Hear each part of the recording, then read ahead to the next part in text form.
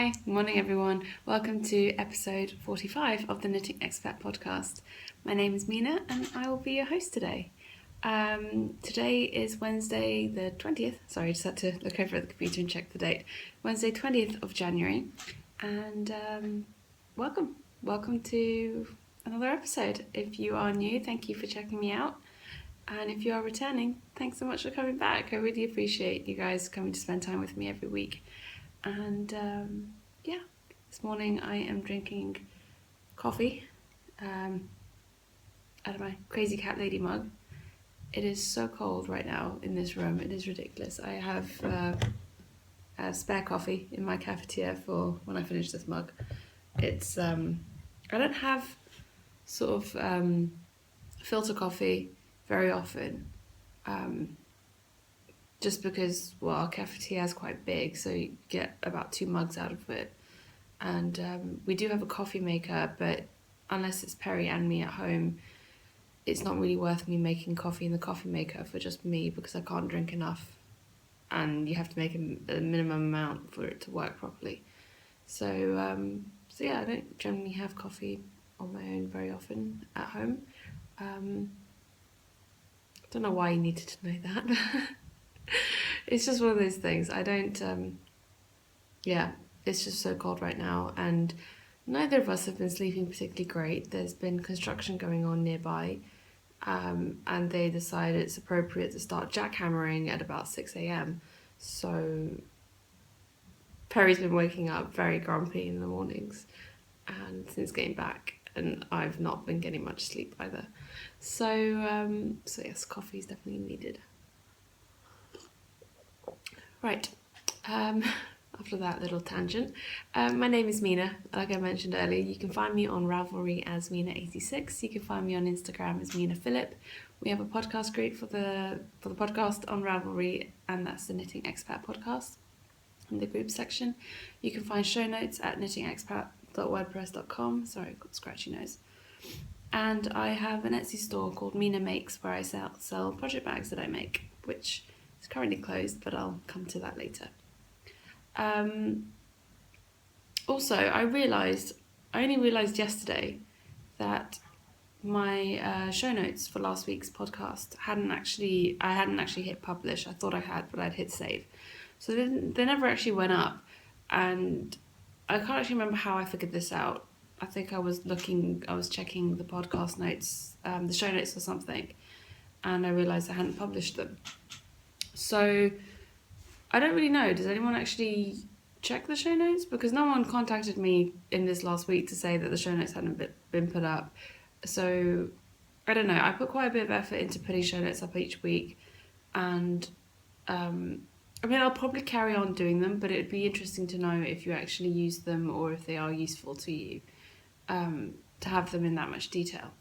So if people don't use them that much or don't find it that useful, then I might just pare it down a little bit for future, just so it takes less time. I don't mind doing them in detail like they are at the moment,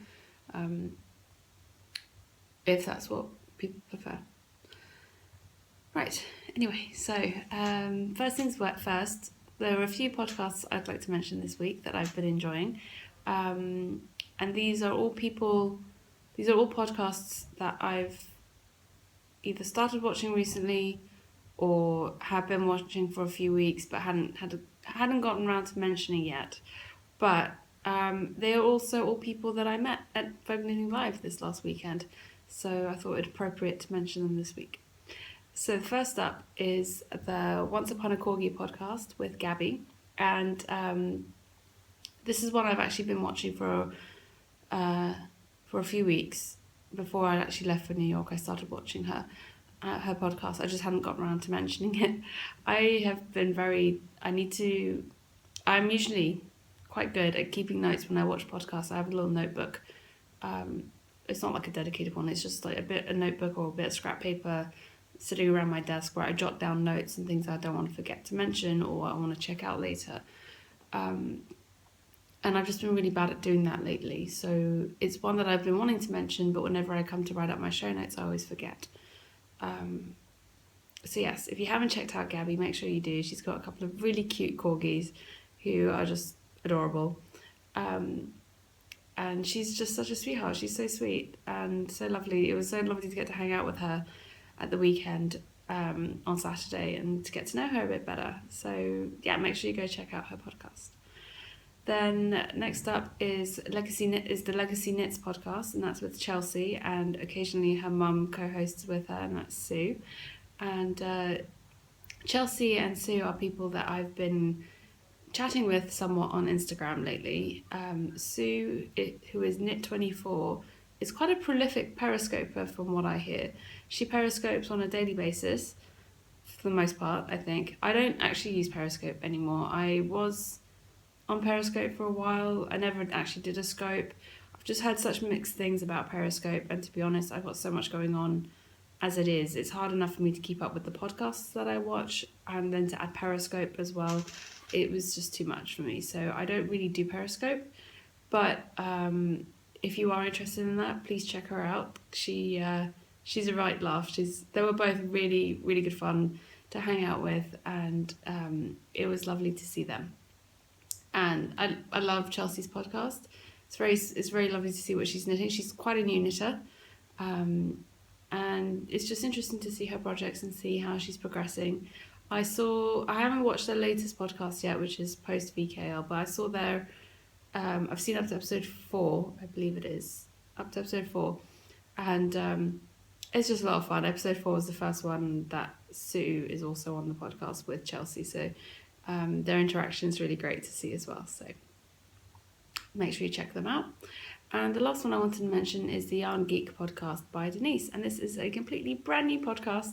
I think she just posted her first episode yesterday, and Denise is someone who I've met a couple of times now. She came to the little knitty meetup that we had in November when I met up with a bunch of the other podcasters based in New York when I was there last, and she came and found us this time as well when we were at VKL, so it was really lovely to get to hang out with Denise again. And she's just started her podcast called, like I said, Yarn Geek Podcast, and she's a self-proclaimed geeky person, which is awesome. And yeah, make sure you go check her out too. She's been knitting. She's known how to knit for a while, so as she says, but she's only recently really gotten into knitting more continuously, if that makes sense. Anyway, make sure you go and check her out too. All of these podcasts and any other podcasts that I mentioned throughout the episode will be linked in the show notes. And the YouTube channel will be linked in the show notes, and then the actual podcasters will be linked in the episode thread.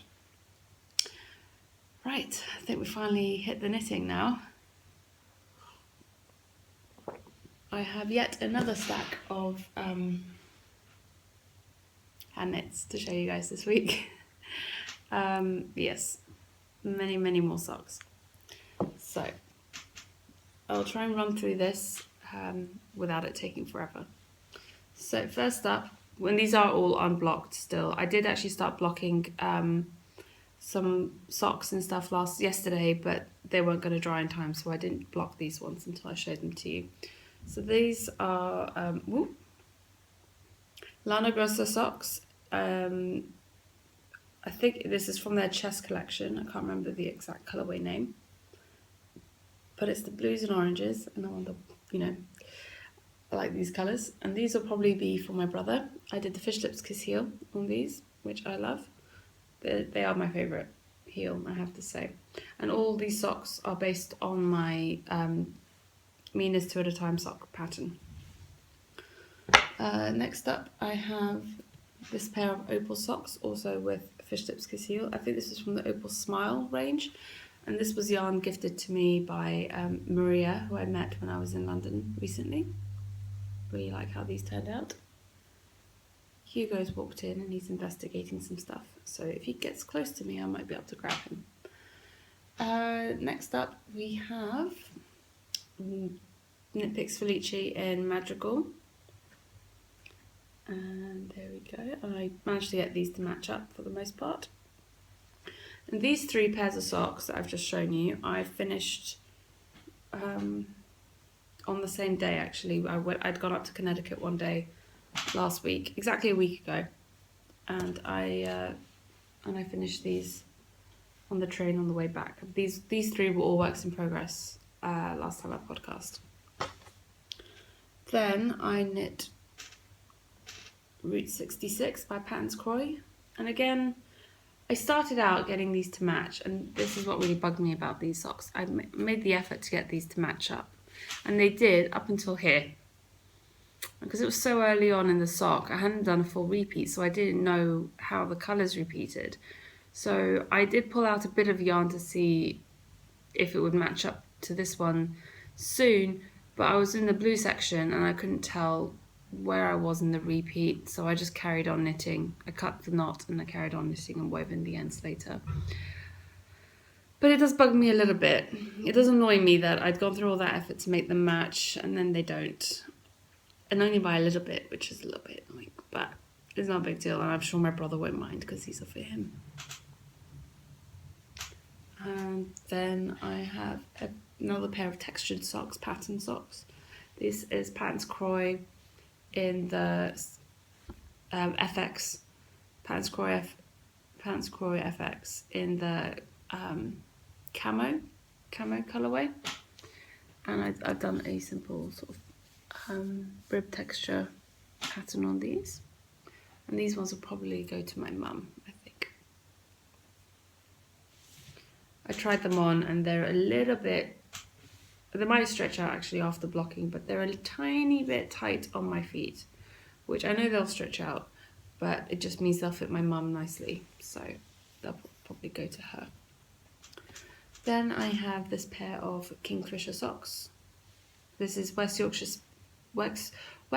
Spinners signature 4-ply in the Kingfisher colourway.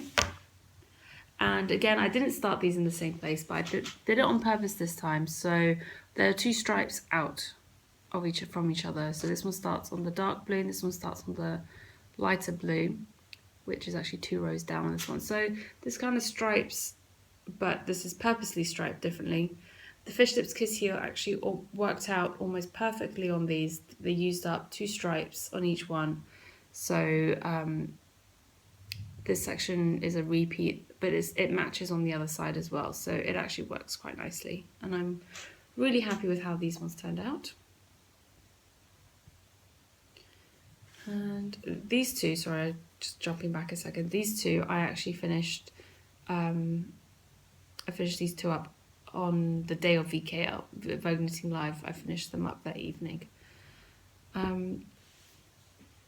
So that was the Kingfisher socks. And then also from West Yorkshire Spinners, I knit up these socks. And I don't know what the colourway name is for these. There's just a plain blue that I bought a while ago. I did another textured pattern on this one as well, but I only did it on the leg this time. I didn't do it on the foot, and the reason being, this yarn drove me crazy. The yarn on this for this socks, not a problem. Both of these were knit on 2.25mm needles. These socks, not a problem. Simple, easy to knit, enjoyable. Love knitting them. The yarn is a bit scratchy, I have to admit. The West Yorkshire Spinners yarn, it's not the softest. It's definitely, I'd say, it's similar to a Regia, I think. I mean, not even that, honestly. I think the Opals and the Lana Grossa socks that I knit are both softer. They feel softer than this when I was knitting them. So they did sort of rough up my hands a little bit more. For some reason, this pair just, it's almost like they didn't want to be knit. I was so close to ripping it out. And I've never ripped out a pair of socks before, except that I fixed a mistake. I've never ripped it out entirely, and it was driving me crazy. These were going to be socks for my dad, but I actually ended up doing the leg a little bit shorter than I normally do for my, I mean, it's still a 60 row leg, that's my minimum, but for my dad I normally do like 70 or 80 rows in the leg after the cuff, rather than 60. I just couldn't do it anymore. It was driving me crazy. It was literally driving me crazy. So I stopped at 60 rows, I threw in the fish lips kiss heel, and then this is what I was knitting on as I was walking around Vogue Knitting Live on Saturday. I was knitting on the feet of this. And so this is probably going to be for my mum. They fit me fine, so they could either go to my brother or to my mum, so I'll see who prefers them. and then that person can get them. Because I don't know if my brother prefers a longer cuff or not. He hasn't actually said what his preference is on sock length. But these, these are still just a tad bit longer on the leg than the foot length, which is kind of my go-to with socks. So these two pairs I finished on our flight from New York back to Dubai, and by the time I finished these two, we still had about 8 hours left on the flight. So I cast on these socks, which is Patons Croy in the blue stripes colourway, and I cast them on with 8 hours to go, and by the time the plane landed, I was on toe decreases. So I was kitchening the toes whilst we were sat on the plane from Dubai to Bahrain before we even hit the runway. Like, we just boarded the plane, sat down, waiting for everyone else to get on board, and I was just knitting the last few rounds. I was so tired by that point because I hadn't slept at all on the flight. So for those of you who are interested, from Dubai to New York is 14 hours. From New York back to Dubai is 12 hours because of the tailwinds. It's a 12-hour flight plus a 9-hour time difference. So it was like 21 hours later. And I hadn't slept on that flight at all. And by the time I was doing the toe decreases in the rounds, I'd do the first couple of stitches, I'd do the decrease, and then I sat there knitting with my eyes closed. I wasn't asleep, obviously, but I was just like, well, this is just like knitting without looking. So if I'm knitting without looking, I can close my eyes, give my eyes a rest, till I get to the end of the row and then need to do the next decrease and turn and all of that. So yeah, by the time I was getting to the end of these, I was quite literally falling asleep while knitting. But I did it. I kitched the toes, I wove in the ends in my sleepy state, and then I was leaning on Perry's shoulder and asleep before we took off. And I don't even remember taking off. I just about remember landing because that woke me up. But yes, so these were my first sub 10-hour pair of socks.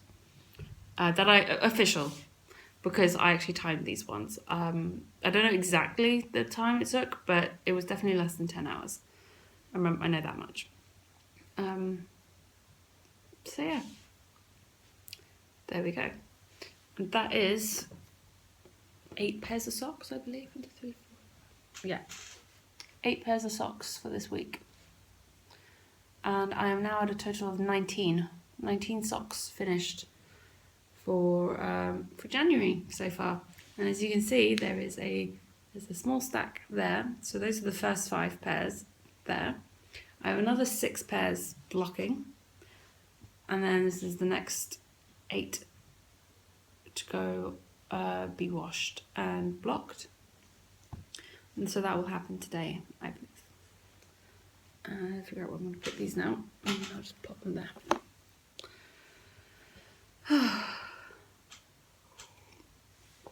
Right, let's move on to works in progress, shall we? So we got back on... When did we get back? So yeah, by the time we landed, it was Monday afternoon. So by the time we got home, I was pretty adamant that I just wasn't going to bother knitting anymore that night. I was just going to take the night off, and I'd done enough, and that was it. I just need to give my hands a bit of a break. Anyway, so we got home, we sat down, I unpacked a bit, made sure everything was okay, all my yarn was alright, it was all safe, and yeah, everything was fine. One thing I do as soon as I get home from a trip is, especially a big trip like this, I take a couple of minutes to sort of get settled in, cuddle the cats and all of that, but I immediately open the suitcases. I create a pile of dirty laundry in the corner downstairs, and I unpack. I literally take everything out, and I start, if not putting them away, I put them in the right room. So, I took out all the dirty laundry, and then whatever was left that needed to go upstairs, was it still in the suitcase, close the suitcase, take it upstairs to our room. My bag of yarn came into the craft room, I emptied it out, put the bag away. It's just like, you get that initial unpacking done, and then the rest doesn't seem so difficult. Otherwise, if I don't unpack straight away, I am still taking stuff out of a suitcase a month later. It's just ridiculous. I don't know why my brain works that way, but it does. Right, so like I said, got home, didn't think I was going to do any more knitting that night. I thought I'd take the night off. But then we sat there on the sofa, watching TV, waiting for food to arrive, and I realised my hands just need something to do. They're just so used to knitting now that it's just the idea of sitting down and not knitting just feels so strange. So I grabbed some more yarn and I cast on another pair of socks, surprisingly. And so this is in one of my Mina Makes bags. There's the label there. And there'll be some of these bags in this print in the next shop update, hopefully. And so this is Patterns Croy Socks FX in the cameo colours. So it's purples and some pinks and blues and greys and blacks and stuff in there. So these are quite fun colours. And I got about 10 rows into the ribbing of the first sock before, I got about 5 rows, and then dinner arrived, had dinner, did another 5 rows, and then I thought, I'm just going to put this down for a second. I'm just going to put my head down for a second.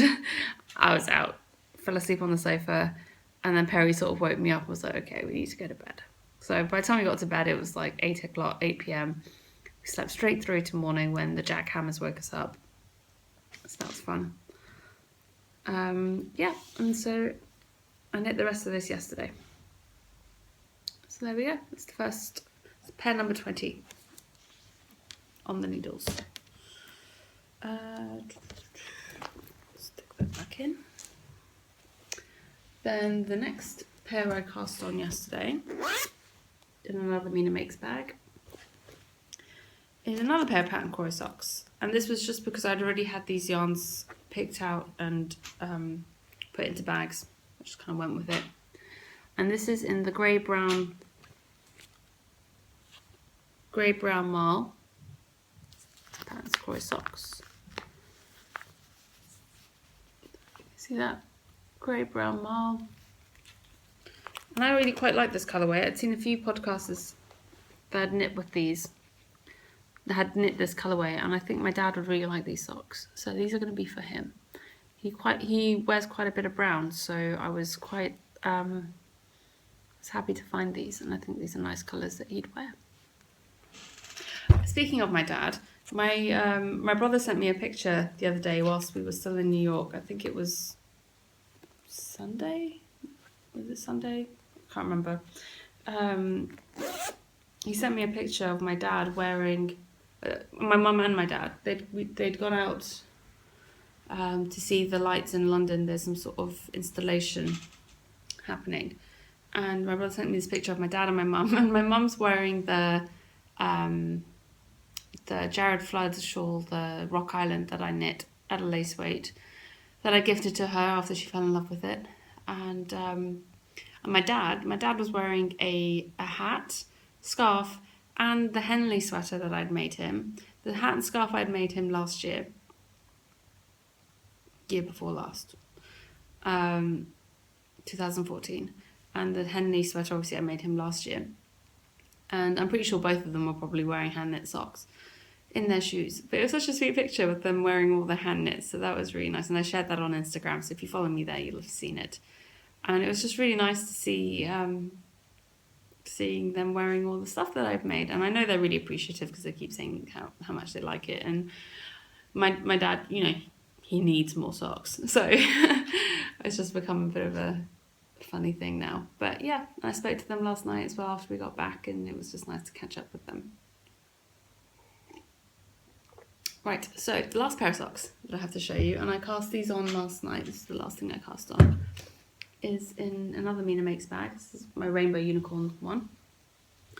And this is how far I've got. And this, for those of you who recognise it, is the Knit Picks Felici in the Madrigal colourway. And that's what it looks like in the ball. And yeah, I'm 5 colours in. I've got 1 colour left before I finish a full repeat. But yeah, so I think these will probably be for me. I really quite like this colourway, but I haven't fully decided. There might be gifts in the end. We shall see. I'm not a huge fan of this colour. I like the others. It always seems to be the way with the Felici socks.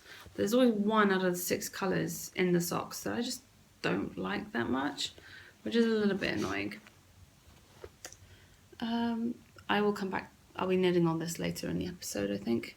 But first of all, I wanted to show you the yarn I've picked out for the next few socks. So right now I've got pairs 20, 21 and 22 on the needles. I have far surpassed my initial goal of 10 pairs of socks in January. And even when I first announced that 10 pairs was my goal, was my initial goal, the initial yarn I picked out for 10, I had it in my head that, you know, my stretch goal would be 20. Well, I'm clearly going to do that and some. So I went ahead and picked out some more yarn to knit up. So, and the other thing, the last few pairs of socks, so out of all the socks I've knit last week, only the Knit Picks Madrigal socks, these ones here, are what I would consider soft yarn. Especially the socks that I've knit in the last, that I've started and finished in the last week, because these were already on the needles. All of these are quite rough yarns, like they're not super soft. They're sturdy and they're really good sock yarns, but they can take their tolls. They do take their toll on my hands and on my fingers. So most of the yarns I've picked out are quite soft yarns, just to give my hands a bit of a break and to just keep it enjoyable, as it were. So I have my Knit Picks Rainbow coloured sock yarn. I have what are going to become a mismatching pair. So I've got the Pants Croy FX in the Celestial colours, and I did try to find another to match with this, but they didn't. Michaels didn't have any in stock. And then I've got this one in coal, Knit Picks Croy socks in coal. So I haven't figured out how I'm going to do it. I may just do one in each colour, or I may do half and half, or just see how it goes. I haven't really decided yet on that one. Knit Picks in the Northern Lights hand painted stroll fingering. I really like this colourway, and it's so. I really love the Knit Picks stroll yarn for socks. It's really soft. It's really sturdy. I have a pair that I made out of the stroll hand paints last August, I think it was. Yeah, and August or early September. And they've held up really well. I've worn them a lot. I've washed them a lot. There's a couple of spots where it's starting to felt a little bit, but they've held up really well. I'm really pleased with them. I have to say, with the West Yorkshire Spinners yarn, my Hollyberry socks have started to fuzz up and felt quite significantly after only a couple of wears. So I was a little bit disappointed in that, because I kind of expected it to be a little bit more hard wearing and to wear a little bit better than that. Whereas the Knit Picks stroll yarn is a much softer yarn.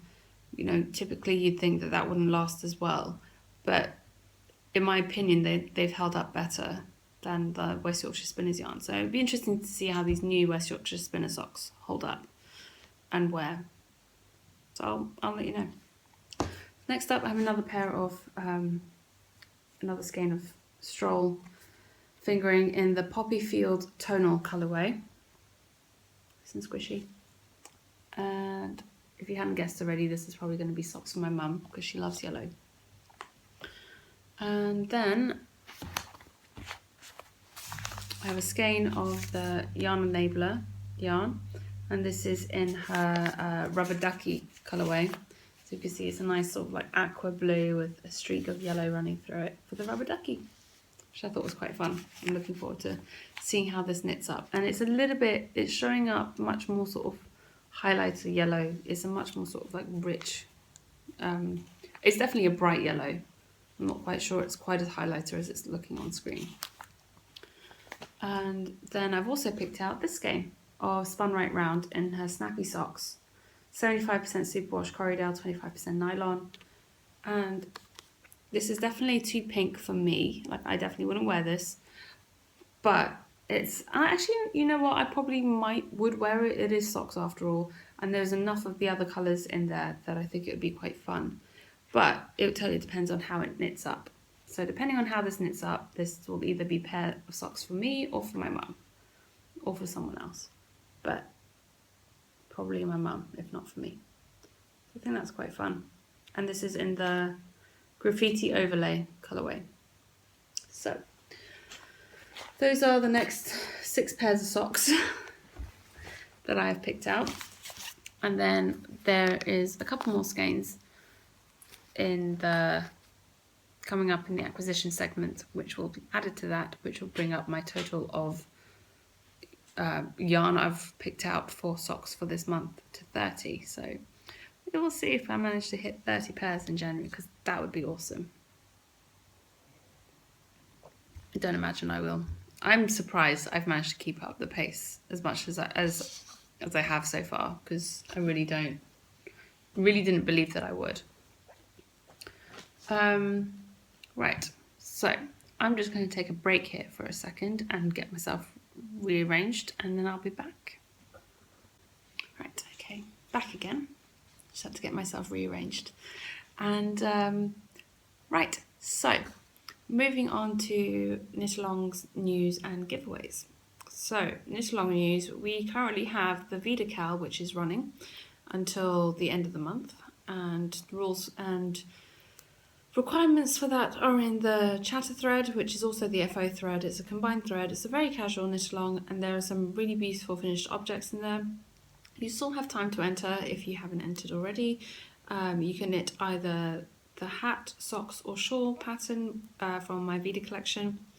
And yeah, if you want to know more about that, you can see the information for that in the thread, which is linked in the show notes and in the episode thread.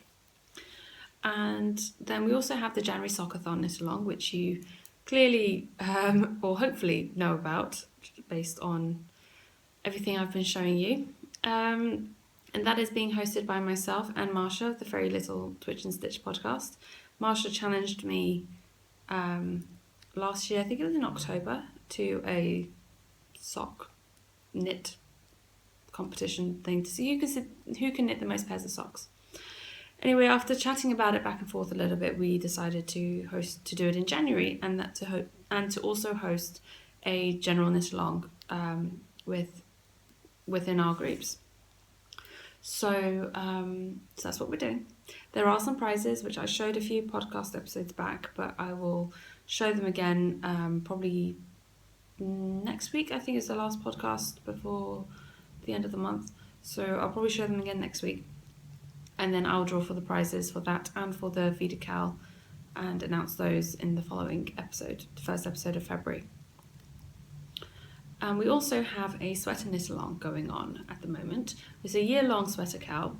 I'll be drawing for prizes every 3 months. So in March, June, September, and then in December. And I'm still working on the first prize. I think I have an idea of what it's going to be, but I'll let you know nearer the time once I've figured it out. And if for any of the knit-alongs that I host or anything, or giveaways, if you are interested in donating a prize, if you are a maker of any kind, bags, designs, yarn, any other sort of knitting or crochet accessories and tools or whatever, if you are interested in donating a prize, please do let me know, get in touch, and we can arrange something. I'm more than happy to discuss any potential prizes, or figuring out a way to make it work for both parties. But I do also have like a prize drawer. I have a little drawer under the day bed, which has stuff set aside for prizes as well. So definitely have some fun things planned. And so that's it for now for knit-along news and giveaways. I have a couple of sweater patterns, or cardigans rather, that I am absolutely desperate to cast on, because I've been wanting to knit a cardigan for myself for a very long time now, since I finished a Marco Polo, which is the one I'm currently wearing, at the beginning of October. And since then, I've knit two adult size garments. One was a ponchette, which was a commission for my mum's co-worker, and one was my dad's sweater, the Henley, that I knit him. And so I haven't cast on anything new for myself. And I have a ridiculous amount of sweating quantities of yarn now, which I showed you last time. They're on this shelf, they're just off screen here. That I'm just absolutely desperate to cast on. And I was gifted the hoodie shawl cardigan by a viewer of the podcast around Christmas time, which I really, really appreciated. And I sent them a message about it at the time, thanking them for it. And I'm absolutely desperate to cast that on. I've already got the yarn picked out for it and everything, and I really want to knit it. And I'm hosting a shawl knit along in February and March. More about that next week, actually. I'll talk more about what that's going to be like. And I think it'll be a perfect cardigan to knit as well, because it involves shawl construction, shawl shaping, shawl style knitting and construction, but to get a cardigan at the end of it, which I thought would be quite fun and appropriate. I mean, I'll be knitting shawls as well, but it'd be fun to knit a cardigan that is inspired by shawl knitting as well. And so I think that'll be the first thing up on my needles, as well as another cardigan, I think.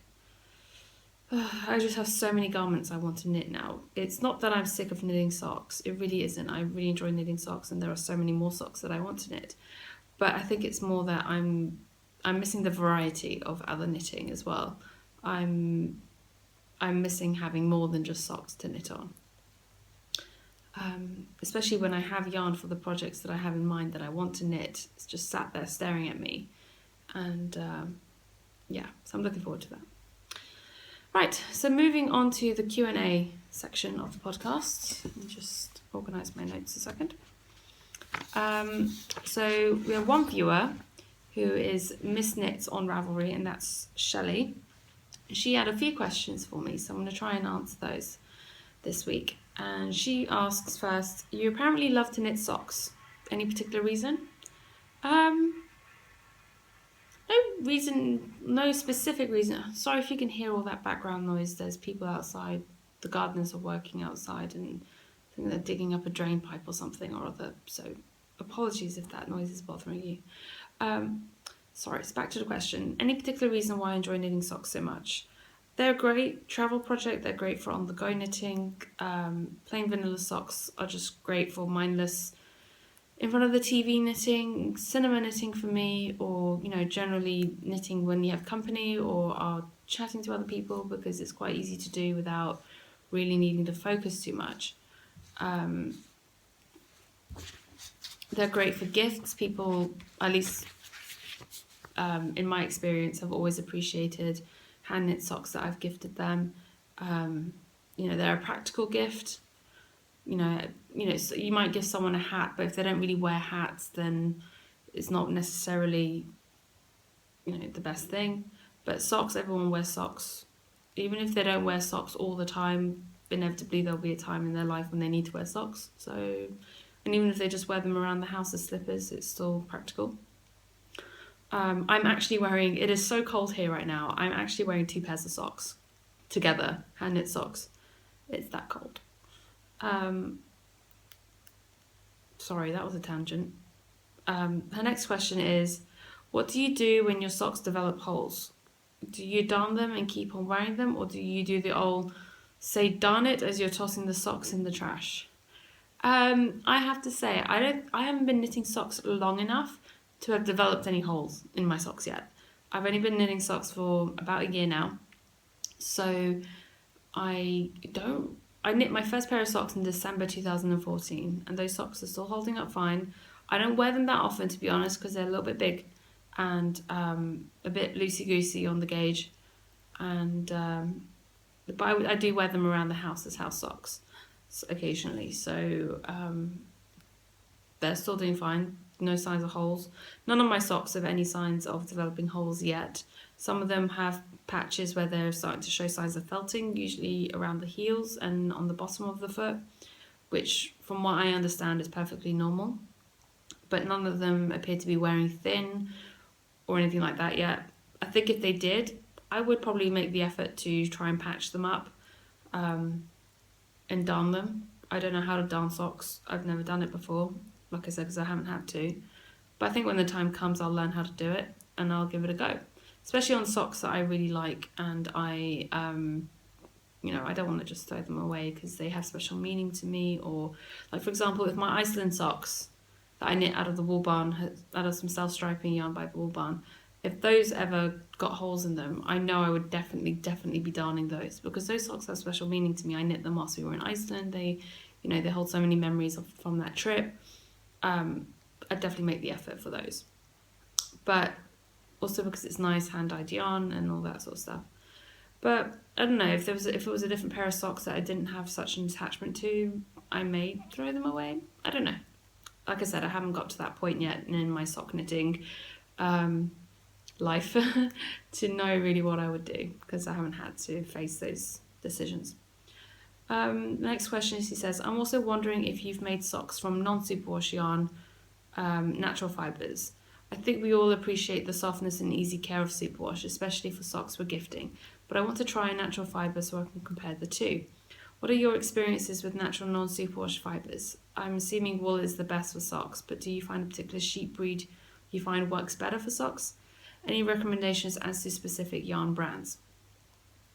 I don't know about yarn brands necessarily. Most of the socks that I've knit are superwash,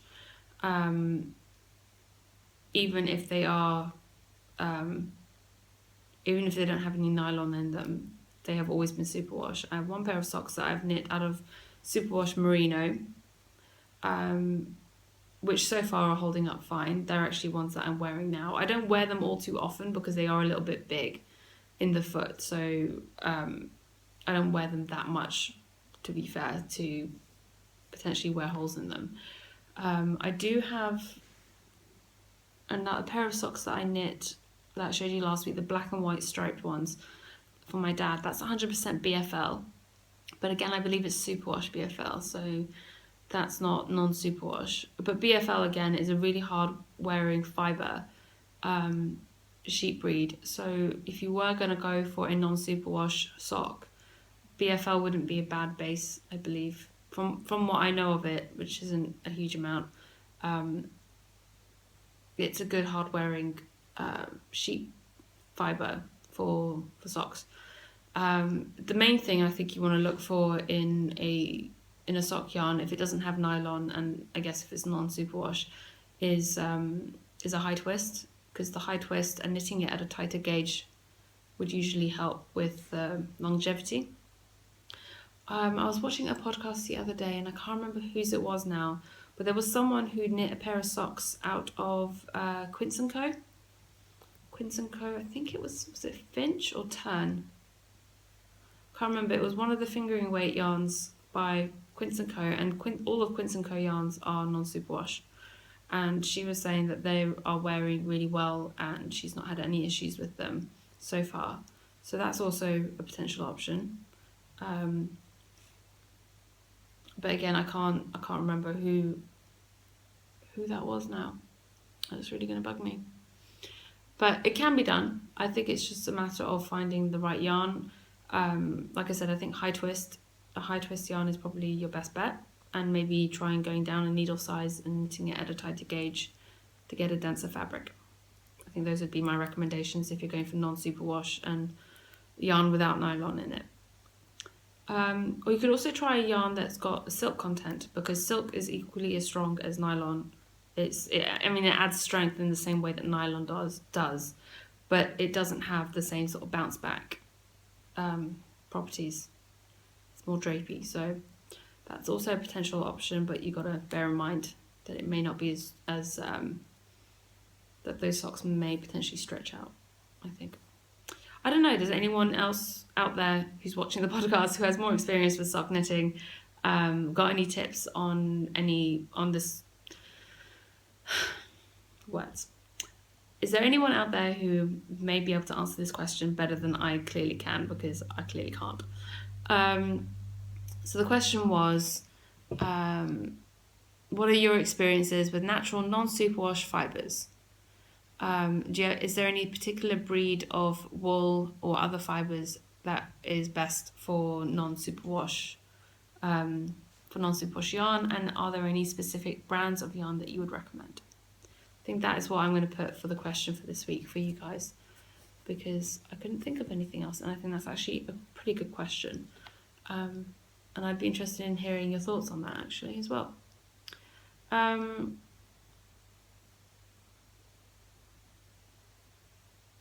And her final question is actually more of like a follow-up to the previous one. She says, I've got a couple of skeins of non-superwash fingering weight wools that I'll be trying. Corriedale is one of them, and I think I have some BFL. I'm thinking I may add nylon thread to the heels possibly, and perhaps even a bit of elastic thread to the cuffs. Thoughts? I don't know. I've never tried adding nylon thread or elastic to socks as I'm knitting them. I know adding nylon may be a good idea for the heels and toes. I'm not sure about adding elastic for the cuffs. I've never done that before. But again, I'm pretty sure it's possible. I'll add that to the question that I ask everyone else. So if you have any thoughts on that, please do leave a comment in the episode thread.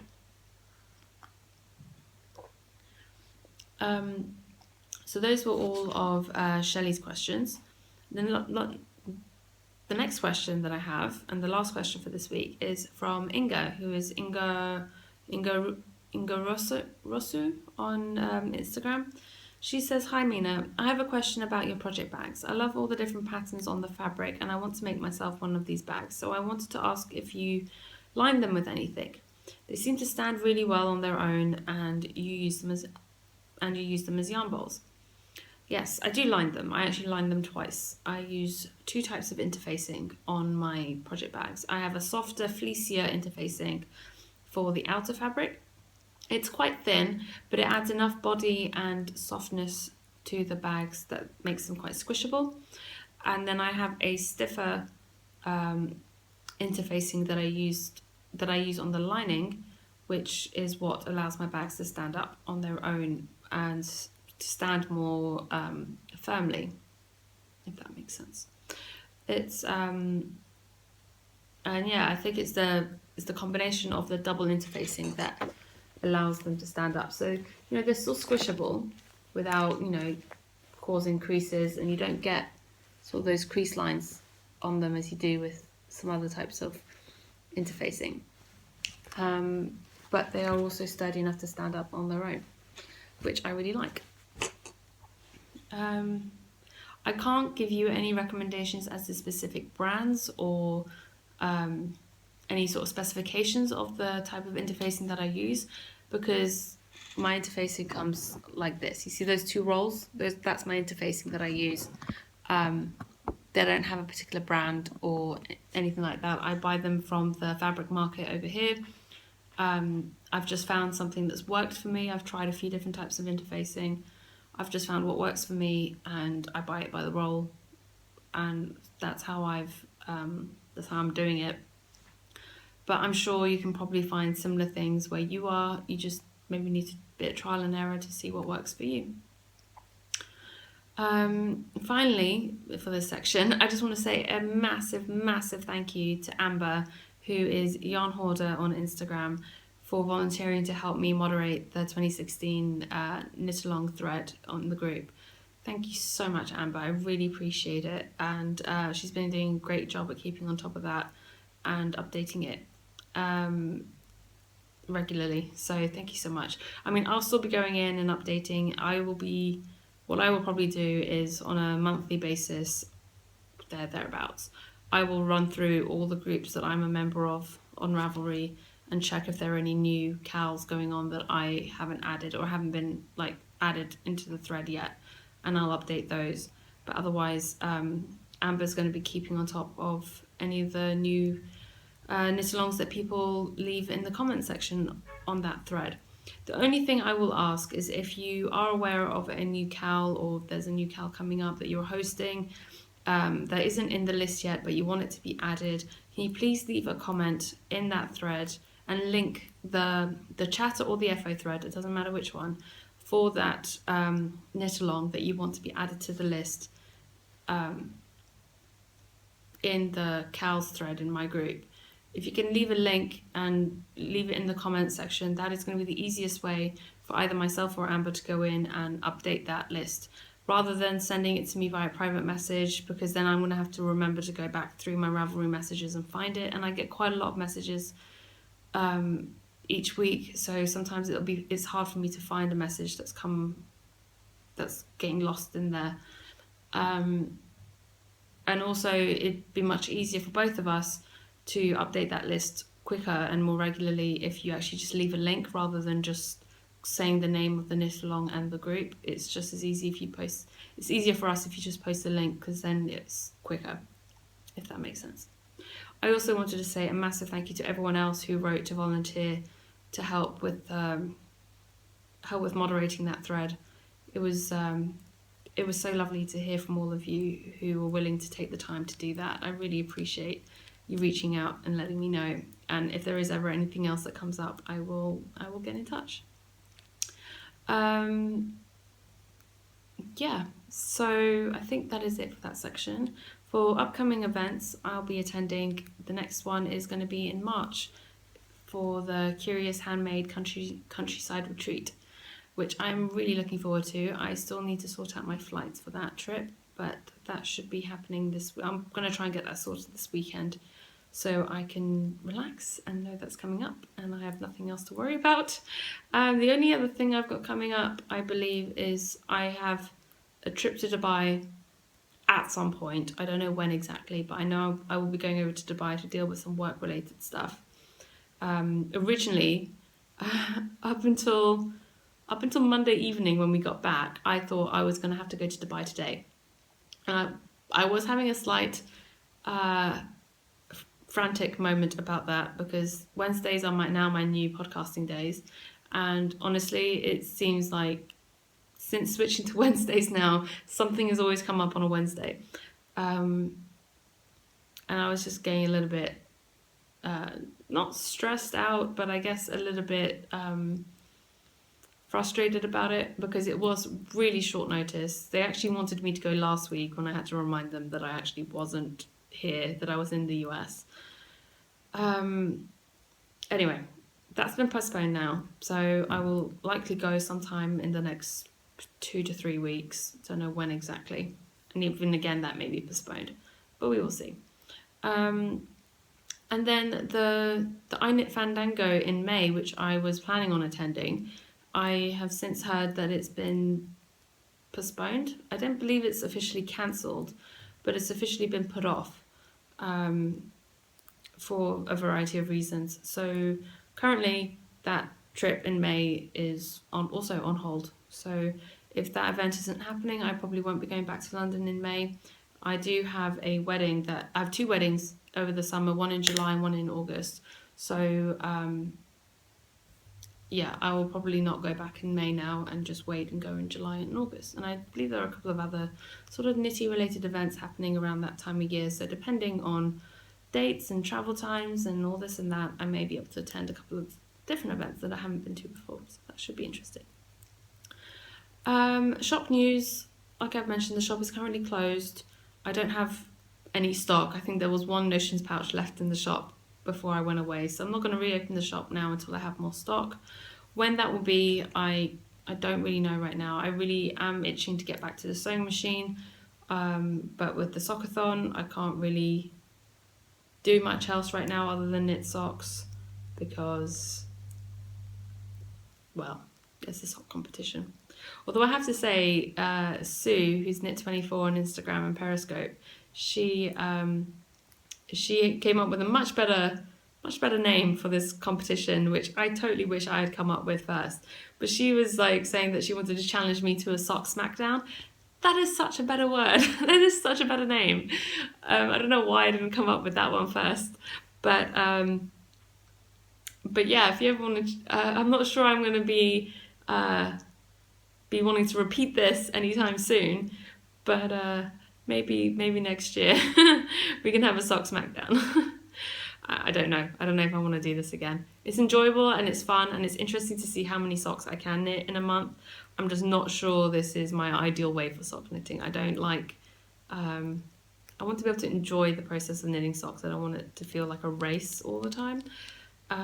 So whilst this has been an interesting experience, I'm not sure I'm going to be rushing to do it again. Yeah. Right. So I think once I get to the end of this row, I will be back with the acquisitions. Right, back for acquisitions now. By the way, I just wanted to put it out there for all you other podcasters who use iMovie and stuff. I'm not sure if it's just exclusive to iMovie or not, but I was having problems a couple of weeks ago with exporting my video from my phone to my laptop into iMovie, and it was taking hours, literally hours. And then Melissa of the Spicy Homemaker podcast, she sent me a message, or I think it was a comment on Ravelry on Instagram, to say that she turned off the Wi-Fi on her laptop, and that the video imported so much quicker onto her computer.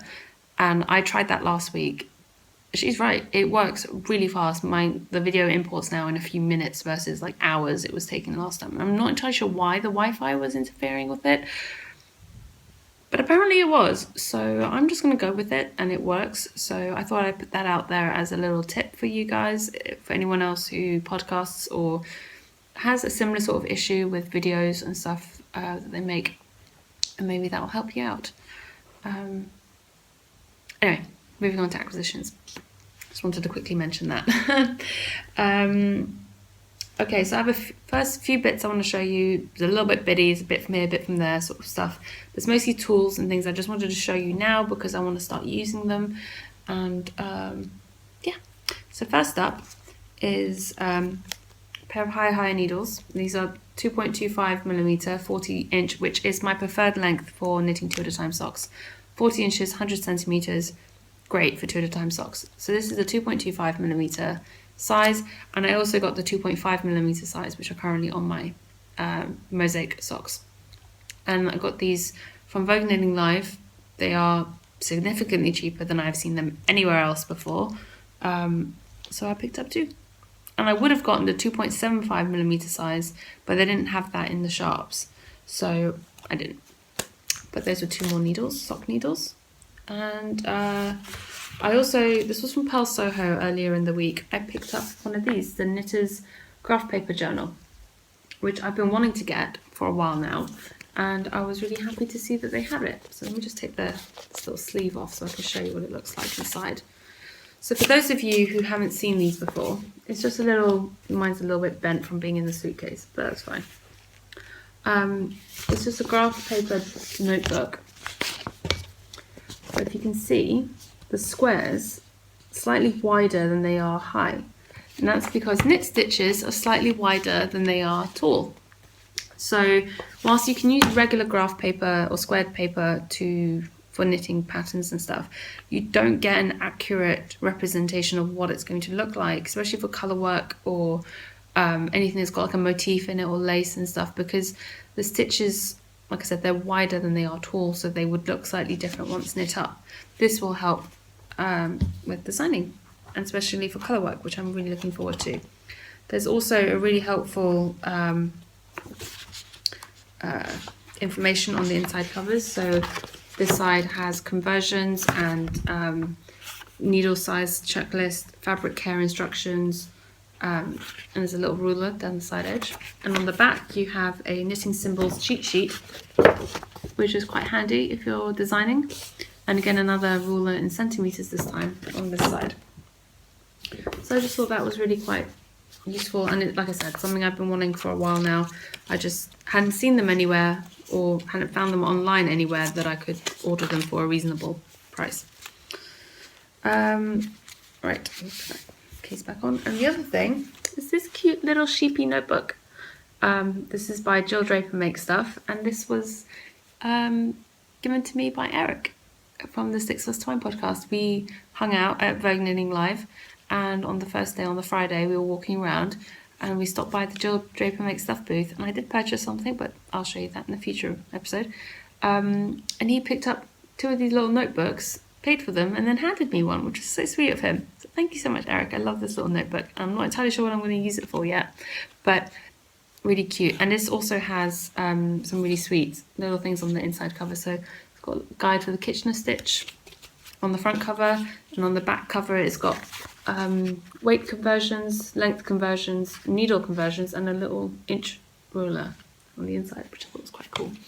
So this is cute and a little handy thing to carry around. So yeah, with regards to acquisitions, I should have said this first. I did purchase quite a bit. There are some reasons behind why. I don't know when I'm going back to the US next. I don't have easy access to many of these yarns and brands and dyers. Online shopping for me, whilst it is possible, I can get stuff delivered here. There is no issues with that. Delivery from the US, delivery charges from the US can sometimes be extortionate. And I know international shipping is quite expensive, but there are sometimes, I mean, I ship internationally all the time, so I have a pretty good idea of what international shipping costs. And I've had people send me stuff from the US, so I have an idea of what shipping from the US costs. But there are occasions where I would go to buy something online, but then the cost of shipping is almost the same as the cost of the item I'm purchasing.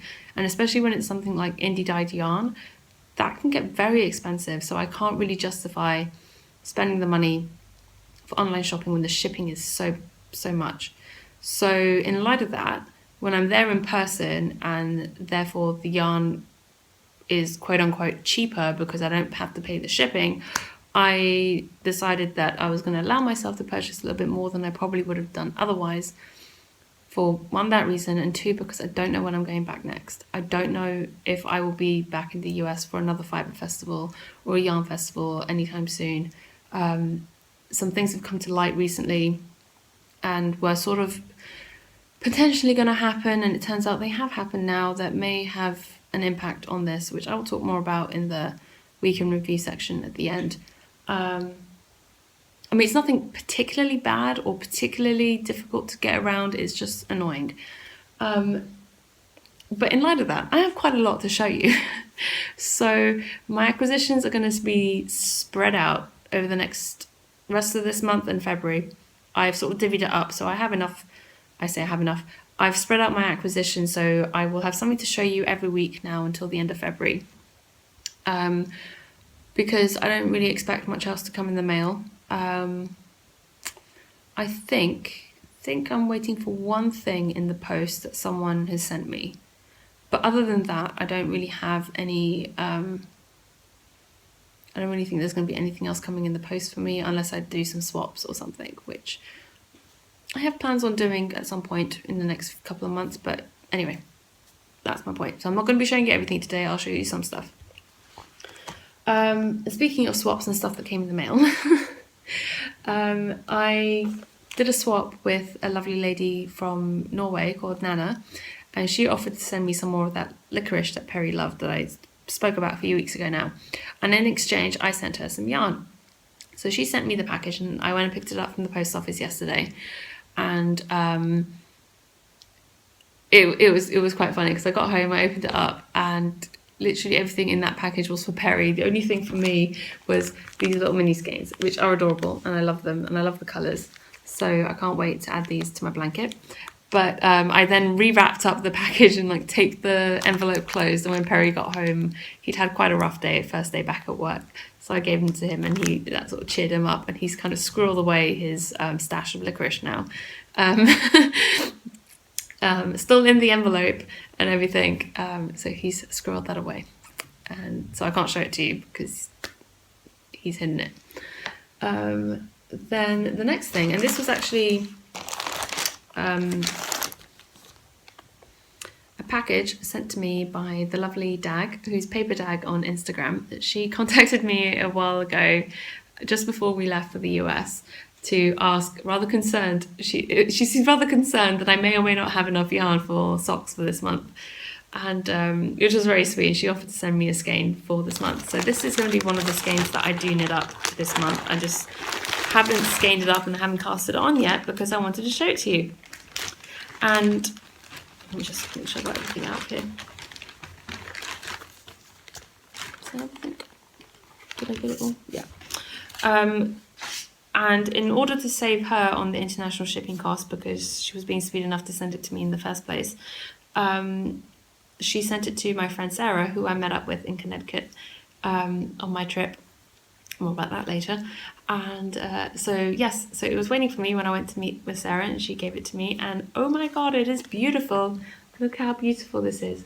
It's like blues and oranges and like some darker rusty browny red bits and some green in there, and it's so pretty. And for those of you who don't know, Dag has an indie dyed yarn business called Zia Wools. Zia Wools with a Z on the end. And her stuff is beautiful. I believe she's on Etsy. Doesn't actually say on the card. I believe she's on Etsy. Let me just ziawools.com. So that's ZIAWOOLZ.com. Zia Wools. Make sure you go and check out her yarns. And if you haven't been watching the Spicy Homemaker podcast, you should. And she also loves Zia Wools and talks about her quite a lot as well. So I was really excited to get to try some of this, and I can't wait to get this skeined up and ready to go. So this is her Sandia base. It's fine fingering sock weight. It's 75/25 superwash merino nylon 4-ply, and 4 ounce is 434 yards. It's about 400 meters. And this is in the, I can't actually read what it says. Something party. I'm so sorry, Dag. I'm struggling. I'm really terrible at reading handwriting, so I'm really sorry.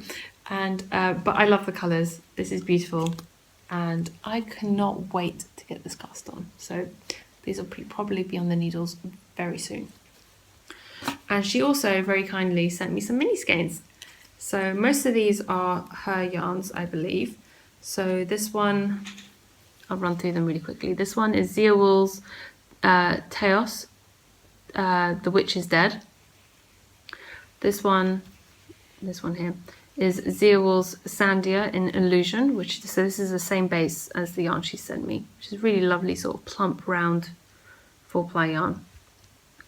This one is Zia Wools on her Sugarloaf base in Angry Sunset, which I love these colours. How beautiful is that? Purples and oranges and reds and yellows, just lovely. This one is also another favourite. This is Zia Wools Paris in Zombie Make, I think. Is that right? Am I reading that wrong? Zombie something. If you can read that. Then this one is Zia Wools Sugarloaf in Dracula's Dreams. This is a really lovely colour red tonal. This one is Zia Wools Teos in Tequila Sunrise, and that's also really fun colours. And the last one is Araucania Ranco Multi, number 305. So this is the only one that's not her yarn. The other 6 are her yarns. So that's really fun, and I cannot wait to get these into my mini skein blanket. And she also sent me a really sweet little note as well, but I'm not going to read that out. Then I met up with Tonya from the Knitting Spring podcast whilst I was in New York. I had dinner with her on the Tuesday evening, so after I finished podcasting that evening I went and met up with her for dinner, and I'd made up a project bag for her and some stuff, and she had some goodies for me, which she'd forgotten to bring that night, but she gave it to me on Saturday at Vogue Knitting Live. So first up is this cute little drawstring bag that she made, which is really sweet. There was a variety of American candies and sweets in there. This is the only one left that I haven't opened. So I just thought I'd show that Sour Patch Kids, which I've never actually tried before, so I'm interested to see if I like them or not. I'm sure I will. But there was a variety of other things. There was like Swedish fish, Rollos, and a couple of others. Can't remember. There was also some tea. Let me get it out. So variety, there's Earl Grey, lemon ginger, vanilla chai, and chai rooibos. So those will be fun to try. and a variety of mini skeins, which I haven't actually opened up to take a look yet, so I'll do that now really quickly.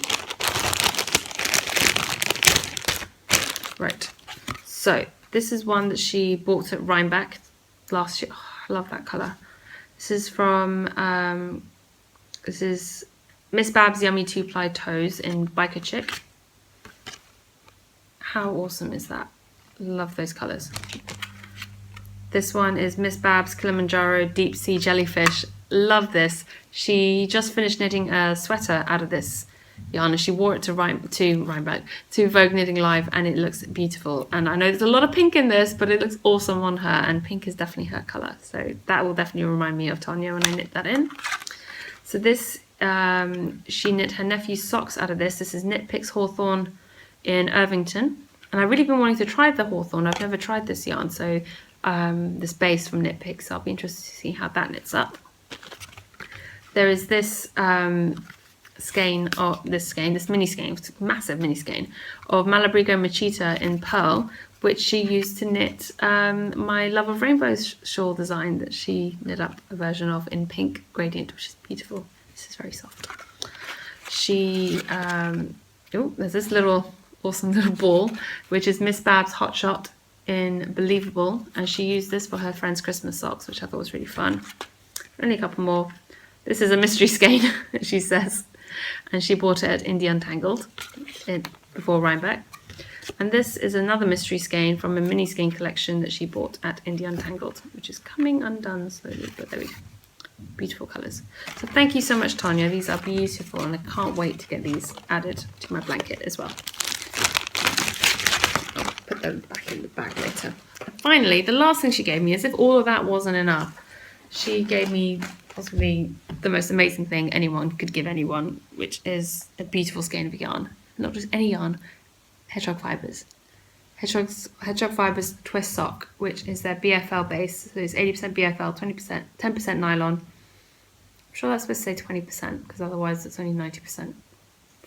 And it's these beautiful tones of purple and blue, shots of green, and there's some sort of like slight bit of pink and some reds in there. And it's called Creature, the colourway Creature. And I'm not sure if this is meant to be a Harry Potter reference, because there is that character Creature. It's one of the house elves. I love that little bit of red there. But I have quite a bit of the Hedgehog Fibre sock yarn now. Some earmarked for a cardigan, some earmarked for socks, some earmarked for shawls, but I haven't got a skein of their twist sock, which I'm really excited to knit this up into socks because this will be a beautiful pair of socks, I think. Thank you so much, Tanya. And if you can't tell, these are very much my colours. They match with my cardigan. So yeah, I think Tanya did pretty well there with those colours. Well, that was quite funny. I just noticed that now, how well that matches. Right, so I will dive into some Vogue Knitting Live acquisitions finally. And then I have another thing that came in the post that I want to show you at the end because that is like extra special. So Eric and I, so Vogue Knitting Live, for those of you who don't know, the main day for the marketplace was Saturday, but the marketplace is also open on the Sunday and also the Friday before the Saturday. That was confusing. It's basically the marketplace was open Friday, Saturday, Sunday. Most people tend to go on the Saturday because it's the weekend. But Eric and I decided to go Friday evening as well. So Eric had a class for Vogue Knitting Live on the Friday afternoon, and his class finished at 5, and conveniently the marketplace opened at 5. So I was already queuing up to go in. The queue wasn't too bad when I got there. I got there at about 10 to 5, I think. And by the time Eric came to join me at like 5 to 5, the queue was like huge. It was easily like 50 people waiting behind me. So we went in, and we initially went in, we sort of just looking around, did the first couple of aisles, and we were like, we're just going to browse initially. We're going to do one run of the marketplace, and then we'll come back to buy things. And both of us were planning on Friday being our main shopping day at Vogue Knitting Live, because Saturday I knew I was going to be hanging out with friends and catching up with people, and I had a feeling I'd be bumping into some viewers and stuff, so I wanted to be a little bit less in the shopping mindset on the Saturday. Just get the shopping and the things I want to get bought on the Friday. So I could just relax and really enjoy my Saturday without worrying about trying to get that perfect skein of yarn before it sells out. Anyway, so we started doing that. We got through the first 2 rows and then we stopped at a booth and I saw something and I was just like, mine. Now I have to buy that, because if I wait and this is not here tomorrow, I will be so disappointed and so gutted that I missed it. And let me just put it out there. The one thing I was really looking for at Vogue Knitting Live was 2 things really that I was really looking for at Vogue Knitting Live. One was the perfect grey for a cardigan that I'm planning, and I just needed a really good grey, which I did get, but I'm not showing you this week. And the other thing was a nice gradient set. I've been looking for a nice gradient set of yarn. I have 2 gradient skeins in my stash, but both of them are a standard sock yarn skein size, around 400 meters and 100 grams, which is fine and great for some things that I have planned for them. But I was really looking for a larger gradient set, somewhere in the region, somewhere over the 500 meter, 500 yard mark. For the total yardage. I was thinking for like a nice really large shawl. I wanted something where I wasn't going to have to necessarily mix in another colour to extend the yardage. So that was kind of the thing I had in mind. I'd seen a few mini skein sets, gradient sets over the last year whenever I've travelled. Either the price has been quite high for what you were getting yardage wise, or the yardage just wasn't quite enough. So that was really the thing that was on my list that I really wanted to get. So the first thing that I saw, and I was like, this is coming home with me because this is just amazing, was at the Biscot Yarns stall. And this is their Bis sock. It's 5 50-gram skeins. So this is 1,000 meters total yardage. Hit the mark on that one. Do you see it? Do you see it? It's a watermelon. It's a watermelon gradient set. They call it a paint box kit. The yarn is 85% superwash merino, 15% nylon, 5 50-gram skeins, 1,000 meters total. They do have a shawl pattern for it, but I'm probably going to design something myself for this. So it goes from the dark green to the lighter green, pale pink with the splotch of brown. We'll knit up as seeds. The seeds. To a slightly darker pink and then the dark red. Now, I know I keep saying that I'm not a fan of pink. The only time I love pink is in watermelon. Watermelon yarn, watermelon colours. Love this. This is amazing. And it's really nice yarn. Really quite soft. Oh, just look at that green. It's beautiful. Yarn face. As Kristen would call it, yarn face needs to become a thing. But yeah, so this was my first purchase. I was so happy and I was over the moon. I was like, this is definitely coming home with me. And it was, for the amount of yardage, very good value for money as well, which I was quite happy about. Then the next place that I purchased, this isn't necessarily the next place chronologically, but the next place that I have the yarn to show you for. There are 2 reasons why I'm showing you the yarn from this place. One is because I bought another gradient set, and this was, I went slightly out of my comfort zone on this one because I was going to buy the purple set for initially, but one of the sock yarn skeins that I have, which is a gradient, is in purple already, so I thought I'd go for something different that I don't have. That was my other thing as well. I wanted to buy stuff that I didn't already have, so I was trying to stay away from skeins or yarns in colours that are similar to exactly what I already have. I think for the most part I succeeded. So I picked up this sort of like tealy blue gradient set, and again this was put together with the intention of being knit for a specific shawl pattern that the company had designed to go with their kits, but that's not what I will be using it for. So it's these 5 skeins. And I know these 2 are quite similar to each other, but I still think they're different enough that it will work. And this is by the Wool Bearers, and it was at their stall that I picked this up at. Wool Bearers Gradient Yarns. It's 5 ounces total. I don't know what that is in grams. I don't work well with ounces, but anyway. I think 1 ounce is just under 30 grams roughly. I will check my little sheepy notebook, which will tell me. Yeah, so 1 ounce is 28.3 grams. So it's basically just over 100. There's over 100 grams in here, and this is 700 yards total yardage. It is 100% superwash merino fingering, and I haven't opened it properly, but this yarn is really, really soft and really nice, sort of like softly plied. It's not over plied or like particularly plump or particularly round, but it will be great for like a lace shawl, I think. So, and again, for the price, you can't beat it for the yardage. It was really good. So I picked up a couple of other things from the Wool Bearers. They also had some skeins of Three Irish Girls, which I've never used their yarn before, and I was really interested to try it out. I've heard so much about it from other podcasters who've knit socks with Three Irish Girls yarn, and this is their Adorn sock base. It's 80% merino, 20% nylon, 430 yards in 100 grams, I assume. And this is the Kathmandu colourway. Again, not colours I necessarily have in my stash, but I really quite like. Some nice sort of like golden, yellow, brown, sort of almost rusty colours. Some yellows going into greens, going into like some dark blues. And yeah, again, I've mentioned before that brown isn't really a colour I naturally gravitate towards, but it's something that I'm trying to be more open towards after knitting that sweater for my dad. And Perry wears a relatively decent amount of brown. This won't be socks for him. This is way too variegated for him to ever consider wearing. But I quite liked it. So either it'll be socks for myself or potentially socks for my dad, because now every time I see something, I'm like, oh, my dad might like socks out of that, because he needs more socks. So we will see what this becomes.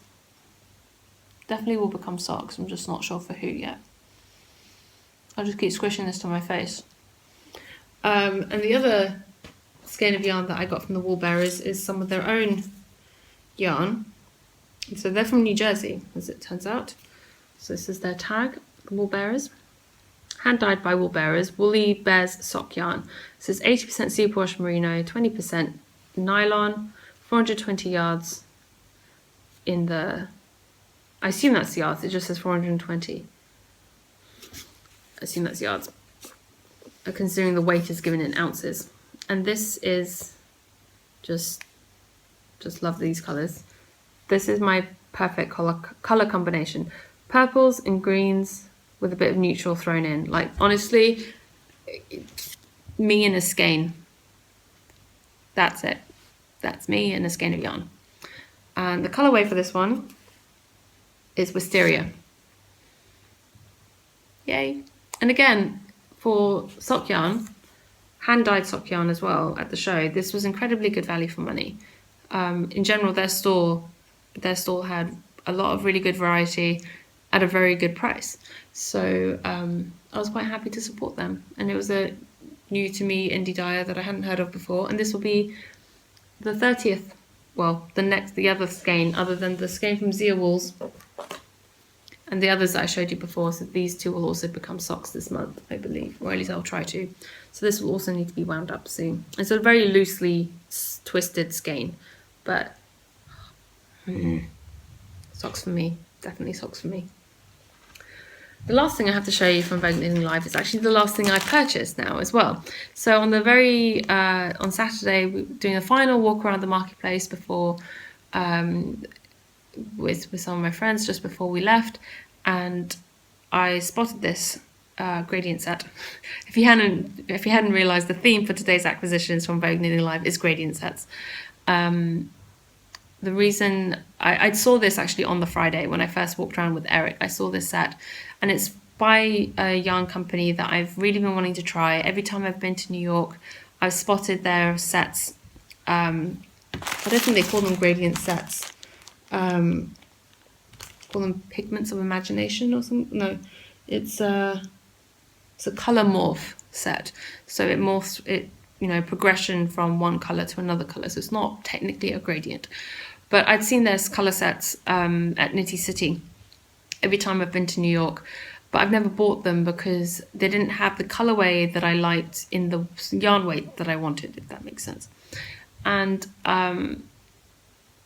so I wasn't 100% sure. I never really, I didn't buy it, and I didn't buy it the first day either because it was the very first gradient set that I saw, or colour progression set that I saw of the day before I saw the watermelon ones.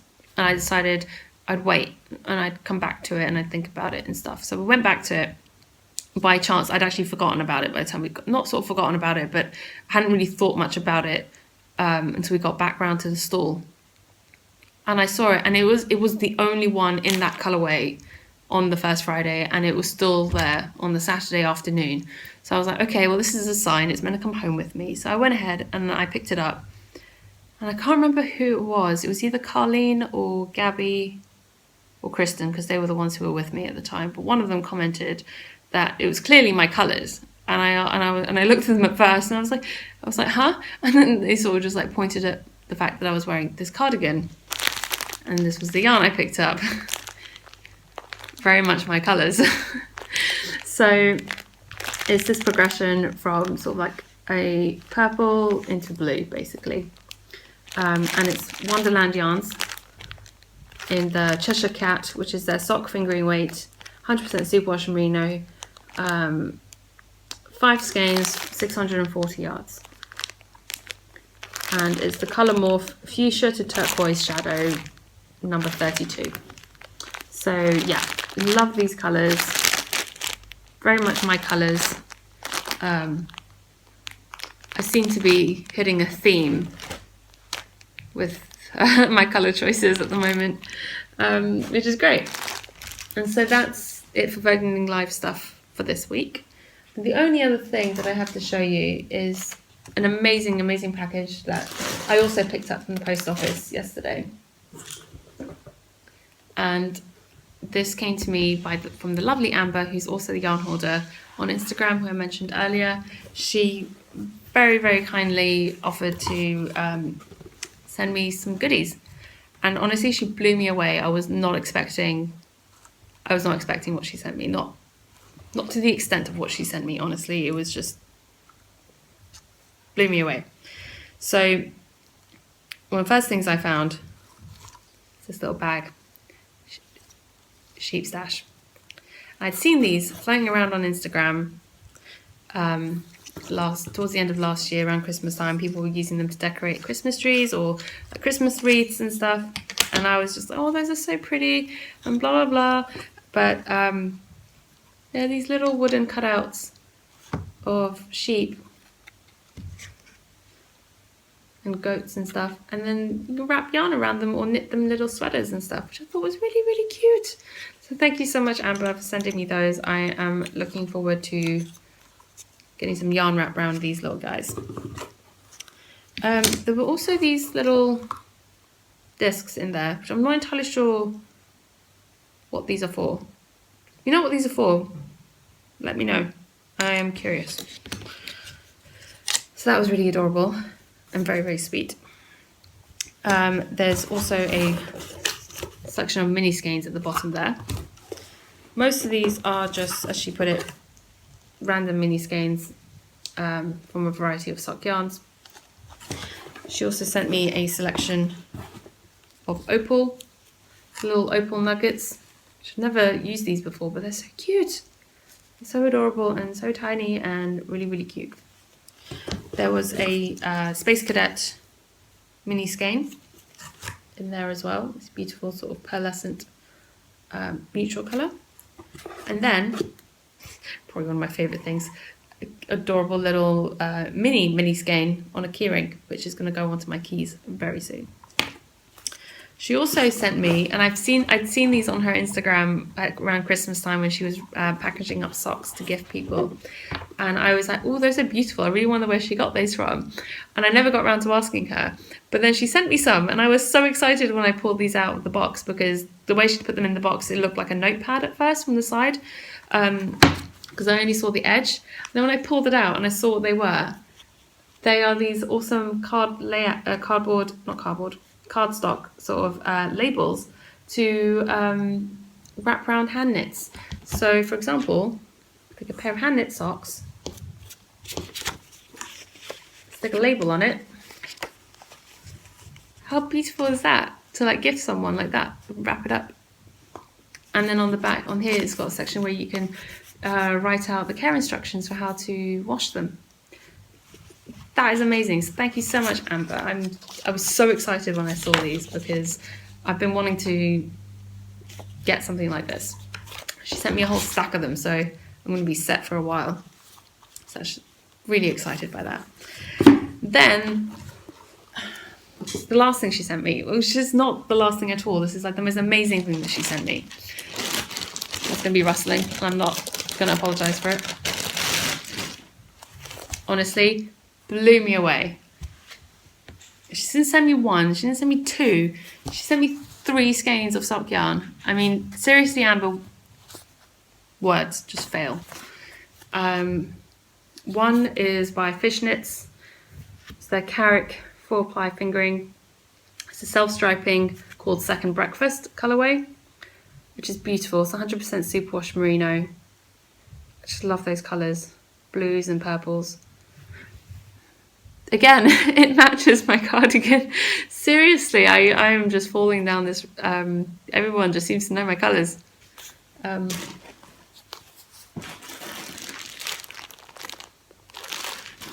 Sorry, I'll stop doing that now. It's probably going to get annoying for you guys. So that's one. Did an awesome job on that one, Amber. She sent me a skein of Desert Vista Dyeworks, which I've been dying to try some of their yarn. For some reason, their website just confuses the hell out of me. I'm not sure what I'm not getting about it, but it just seems really confusing. But I'm sure it's not as complicated as I'm making it out to be. So this is their Viso sock base, 75% superwash merino, 25% nylon, about 462 yards in 100 grams, self-striping in the Festivus colourway, which I really like. It's beautiful, sort of like greens and oranges, some sort of like dark, is that purpley brown? I think it's like a purpley brown, some blues, some whites. This is going to be really interesting. I'm really going to be love knitting that up. And then the last thing she sent me, which I've also really been dying to try, some No Makers yarn before. Again, another one I just haven't been able to order from. And this is on the it's a fingering sock in the Scruffy Gnome base, which is 85% superwash merino, 15%, not 55, 15% Donegal tweed. And this is the Gnomesome Dove colourway, which is really beautiful, sort of more muted colours, which is lovely. And I really love, again, that sort of golden mustardy yellow colours, one of my favourites. Again, brown, a little bit out of my comfort zone, but I like it in this colour combination with the blue and the yellow. I just think it works really well. And I've never knit a pair of tweed socks before, so I am really excited to knit these up into socks as well. These are just going to have to be stroked for a little while before they get turned into anything. But that's pretty much it for acquisitions, which has been another long segment. This is going to be a long one this week. But that is it for yarny stuff. So if you are not interested in hearing about Vogue Knitting Live or anything else about my week, because that's also going to be a long segment. So if you're not interested in hearing about that, I totally understand. Thank you so much for sticking with me, and I look forward to seeing you guys again next week. But if you are interested, then stick around and I'll be back in just 1 second. Right, so back again with my knitting and to chat with you guys about what I've been up to this last week. So as a quick week in review, I just want to start really quickly by saying I travelled both ways to and from the US with my knitting needles, my sock knitting needles obviously, because that's all I've been knitting. I got through security both to and from the US with my high sharps, my Chai-Goos, my carbons on the way back, which I picked up while I was there, my Addi Turbos and Addi Lace needles, and my Knit Pro Symphonies, which I always carry my wooden needles as backup in case they do take my needles from me. Then I can transfer my project onto my wooden needles, and that way I don't lose anything. And I had no issues. Security just didn't even bat an eyelid. So for those of you concerned about travelling with knitting needles, whilst I always recommend you have spare wooden needles, or if you don't mind knitting with wooden needles, to take those, I have yet to experience someone having an issue with me knitting on planes or taking knitting needles through security. So just my 2 cents worth on that one. Right, I will talk about my trip to Connecticut in next week's episode. I've kept all my stash acquisitions from Connecticut for next week's episode, so I will chat about that trip then as well. It just seems more appropriate that way. And also because I have a lot to talk about this week, and otherwise we'll be here for forever. And as it is, this is going to be a very long podcast. So for those of you who like that, you're welcome. And for those of you who don't, I'm really sorry. So on Thursday last week, I met up with Kristen from Vollenvine Yarns and the Yarngasm podcast. I met up with her for a pre-dinner drink on Thursday evening. And so that was nice to just catch up with her, to sit and knit and chat and just like catch up. And then we headed off to meet up with Jenny from Tiny Paper Foxes and Jacqueline from the Brooklyn Knitfo podcast. We had a bit of a knitty podcaster dinner that night, which was really nice to see them all and to catch up and to just like chat and see what everyone's up to and all this and that. And, you know, that was just really nice.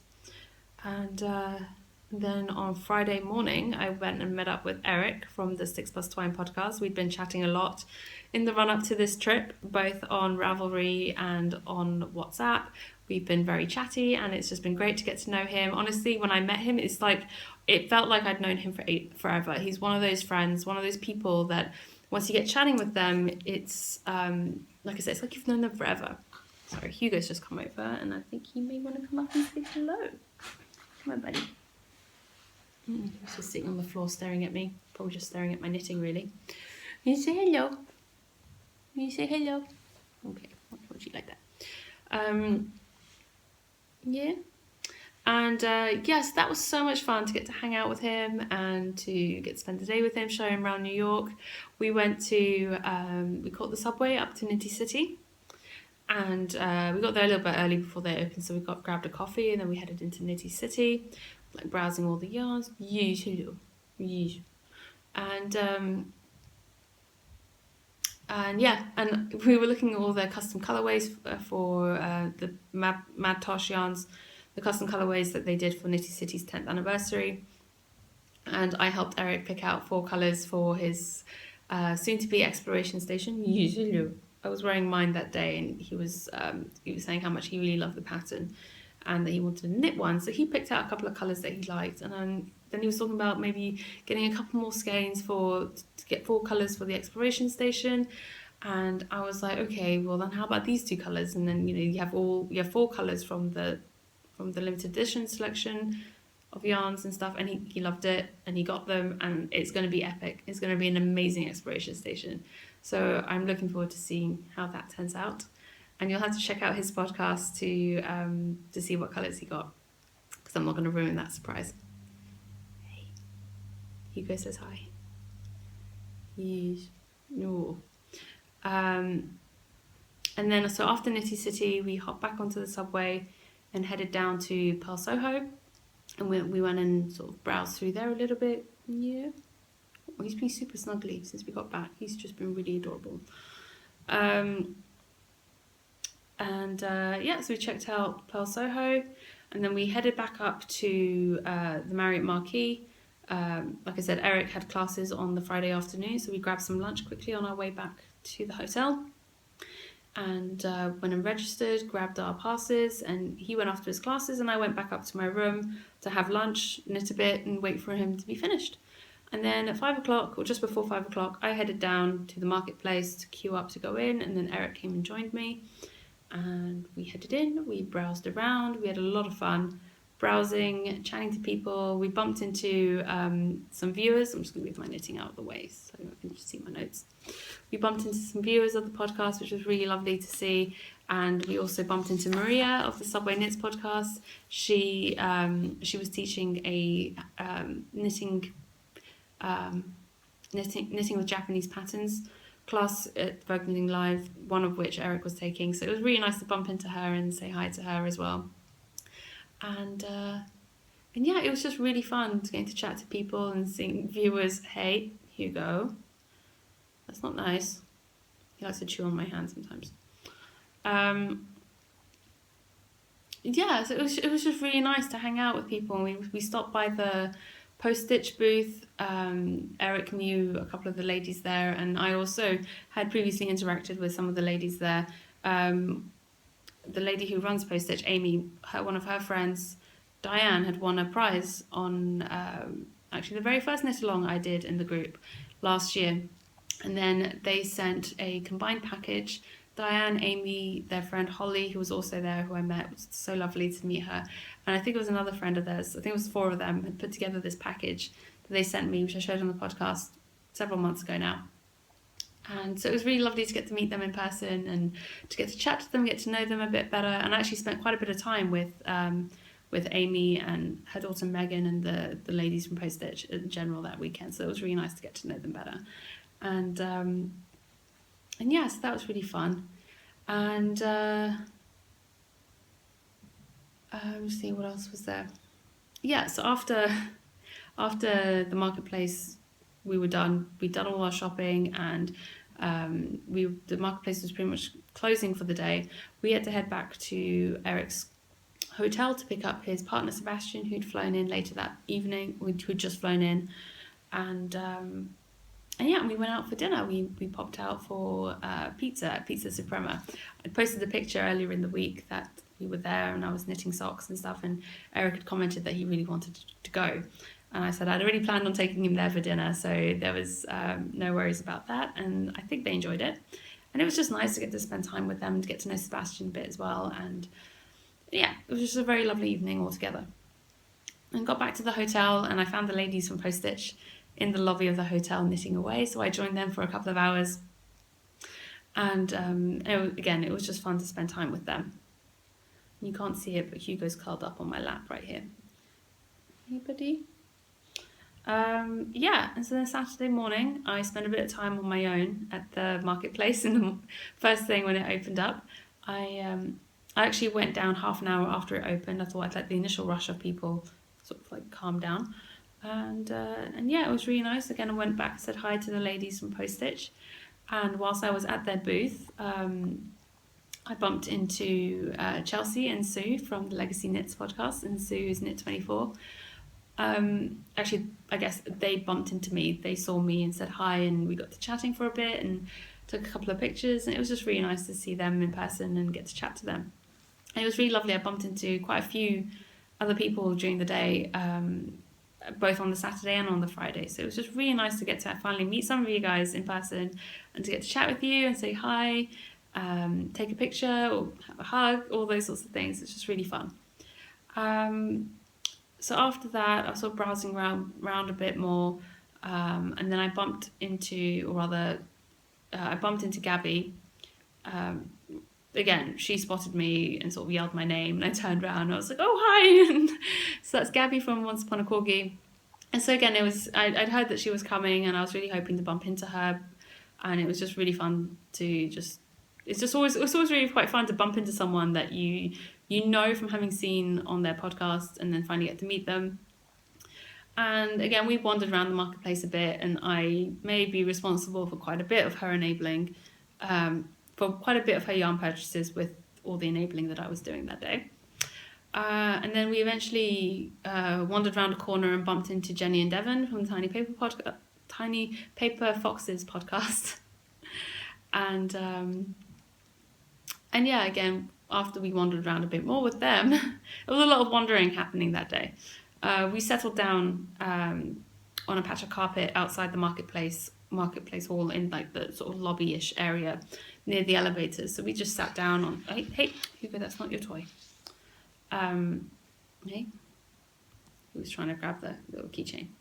I just sat on the floor, took our knitting out, knitted a bit, and just sort of like chat and hung out and relaxed. And then a few people came by to stop to say hi to us and to chat and whatever. And it was just really nice to see everybody who stopped by.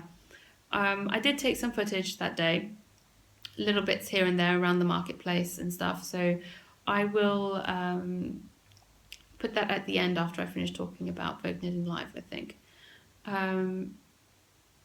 So whilst we were sat down, we were waiting around a bit, and then Tonya showed up from Knitting Spring. You see his little head. Hey. From the Knitting Spring podcast showed up and joined us a bit, and then eventually Kristen and Carleen arrived, and again we ended up wandering around a little bit more. Went down to the 5th floor marketplace with Carleen, Kristen, and Gabby.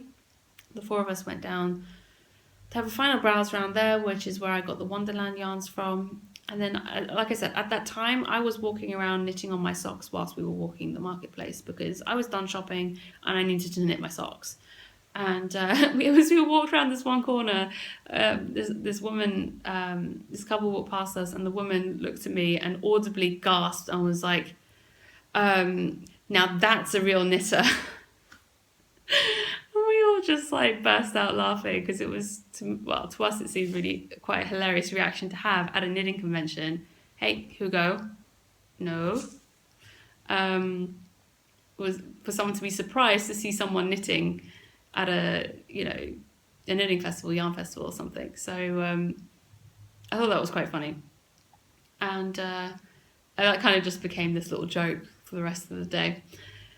And then we headed up to the 7th floor. There was a balcony level over the 6th floor marketplace that you access from the 7th floor. So we grabbed a table there and sort of all got together, sat down, knit for a while.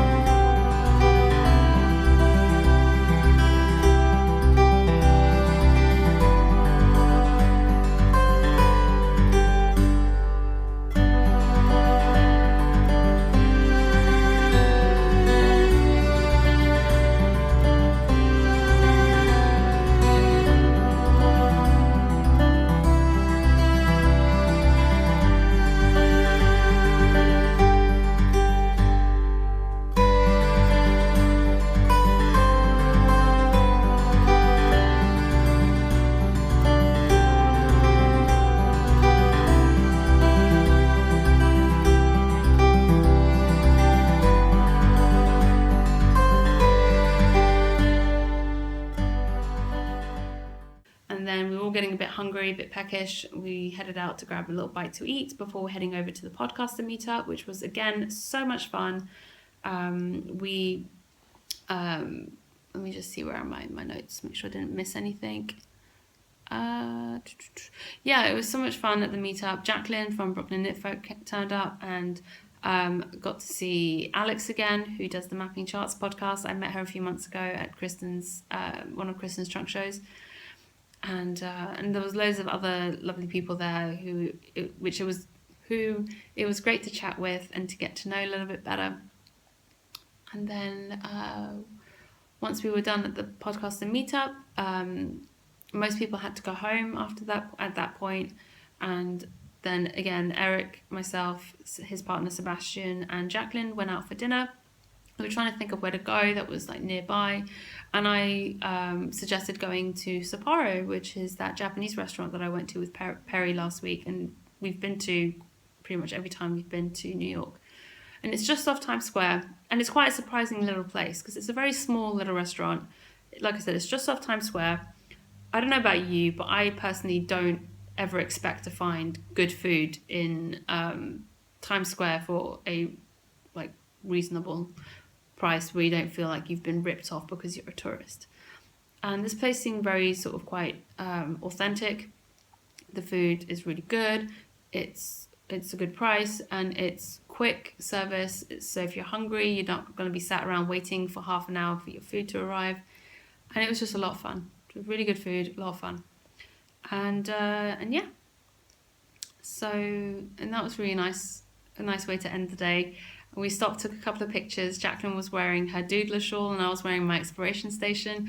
So we stopped to take pictures of our Stephen West shawls in the middle of Times Square. And then I said goodbye to them and headed back to my hotel to pack up, basically, and get ready to leave the next day. So then on Sunday morning, we headed to the airport. We actually headed to the airport quite a bit earlier than we needed to because Perry had an interview to get his global pass thingy. It basically means he'll be able to get through security quicker when he arrives in New York in the future, or in the US in future. But whilst we were there, I realised I wasn't entirely sure where my passport was. So I started looking for my passport thinking, it's where I usually put it. Then I couldn't find my passport. Then I really started to freak out.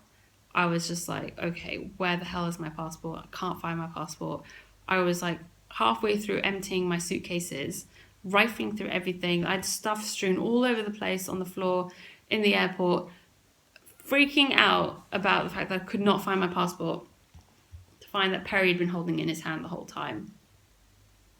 He'd been standing there watching me have a freak out, trying to find my passport. And I was like, can you just look through your things?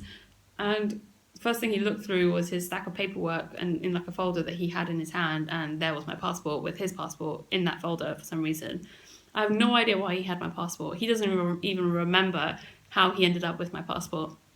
But he did. He had my passport. Freak out over. It was all fine. Everything was okay. Honestly, this trip has just been plagued with airport dramas. But yeah, that's how it went. It was all good in the end. Gone on the plane fine. It was quite funny actually. Whilst we were waiting for our flight, Perry got a text message from one of his classmates, who I know because I've met them a few times, and he was saying it was really surprising that there was a knitting convention at the hotel and Mina wasn't here. I didn't see her. And Perry laughed and responded, well, you didn't see Mina because there was a knitting convention at the hotel. Because usually I go to some of the social events and stuff that the university or the students organise during the week when I'm there. But I didn't go to any of them this time because they happened to clash with Vogue Knitting Live. And I was like, I ain't missing Vogue Knitting Live to go hang out with Perry's classmates. Not that there's anything wrong with them. They're lovely people, but I want to hang out with my people. And yeah, so that's what he sent back, and then his classmate was like, yeah, okay, that makes more sense. Yeah, I didn't really sleep on the flight, as I mentioned earlier, so I was pretty much a zombie when we got back, and it did definitely take a while. Didn't take a while. We didn't last very long. We went to sleep very quickly. But that evening, whilst we were waiting for dinner to come, I got a text message from my pet sitter. Sorry. And she'd seen something on Facebook in one of the groups that she's in. And this guy had posted, and this guy lives in Bahrain himself, but he's from the UK, that his mum had received a bag of post at her home in London with a bunch of mail that people from Bahrain had sent to the UK. But for some reason, the post office, I don't know which end, had stuffed everything into one bag and labelled it London, and it had ended up at her door. This included a bunch of things that he had sent out to other people, and all ended up at his mum's home. And one of my packages randomly showed up at this guy's mum's house. And so my friend, and he'd posted a couple of pictures to Facebook, and had written out a list of the names of people who had sent the packages. So from the return sender section. It's just the names, not any addresses or details or anything else. And she was like, she recognised obviously my name and was just like, okay, and sent me a text message with the picture and stuff. And I was like, yeah, that's me. I don't really understand what's going on. So she passed on my information to him and he called me. And yeah, so it turns out one of the packages, and I've already been in touch with this person whose order it was. She'd actually gone in touch with me back in December to say that the package hadn't arrived yet and she was worried that it had gotten lost.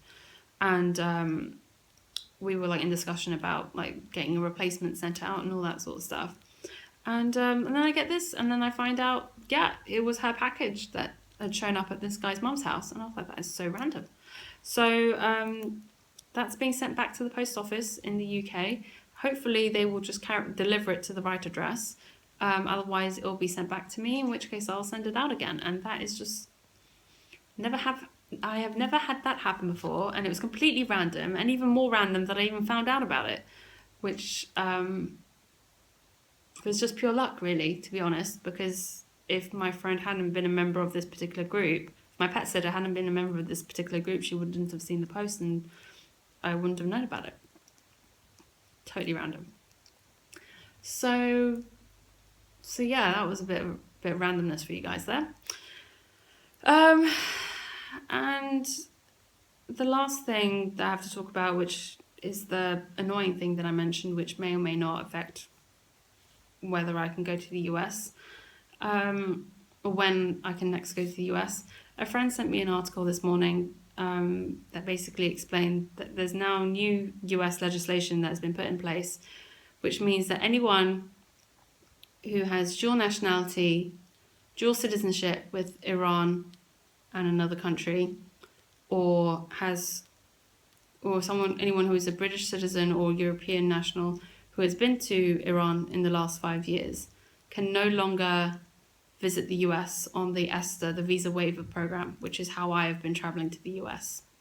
And it's for those of you who don't know, the ESTA is just a form you fill in online, you pay a small fee, and then it's sort of like a pre-check thing that they do, and then you get that approval, and then you can travel to the US without needing to get a formal visa. That's now no longer a possibility for me, it seems. I have dual citizenship and I have been to Iran in the last 5 years. So yeah, I don't really know what that means for me going forward with regards to future trips to the US.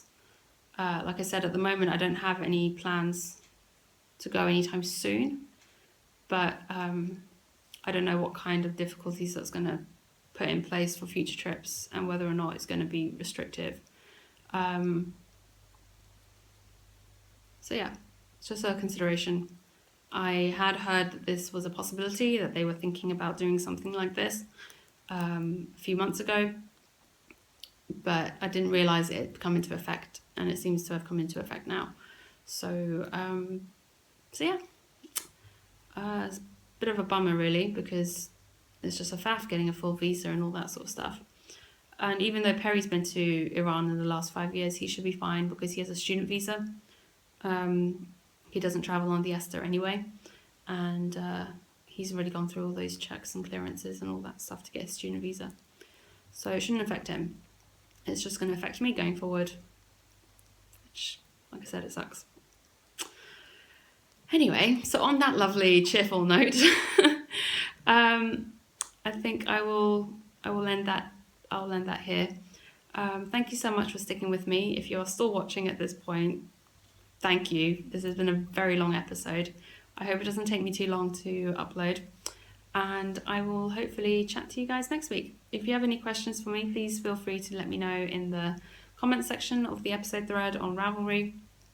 And I will look forward to chatting with you guys in there. I know I've been a bit quiet on Ravelry in the last week or so, but since getting back now, I'm hoping to catch up and be a bit more active on there. So thank you so much to everyone who's been commenting and chatting away in there with each other. I really have enjoyed reading everything that you guys have been posting, and I promise to be a bit more active now going forward. So thank you again so much for joining me today, and I hope you have a lovely week and happy knitting. Bye.